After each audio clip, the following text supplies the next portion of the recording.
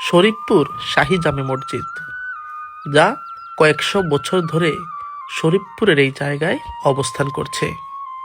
এখানে আসতে হলে চিতুষী বাজার থেকে দক্ষিণ দিকে চলে আসতে হবে।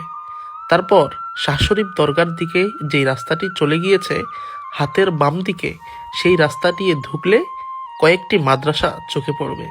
সেই মাদ্রাসাগুলোর সামনেই এই শরীফপুর শাহী জামে মসজিদ অবস্থিত, যার চতুর্পাশ থেকে আপনাদের দেখাচ্ছি আমি মোহাম্মদ নাইম।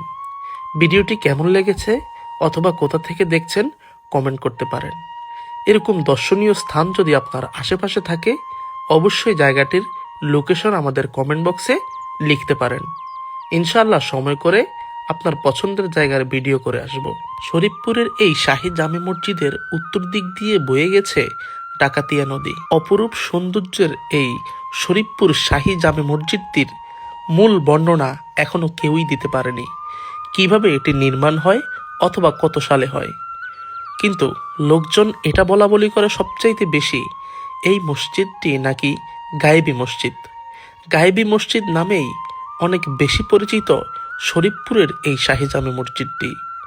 যে কোনো পার্সোনাল ড্রোন শট অথবা খেলা, জন্মদিন, বিয়ের ভিডিও করতে আমাদের সাথে যোগাযোগ করুন। ধন্যবাদ।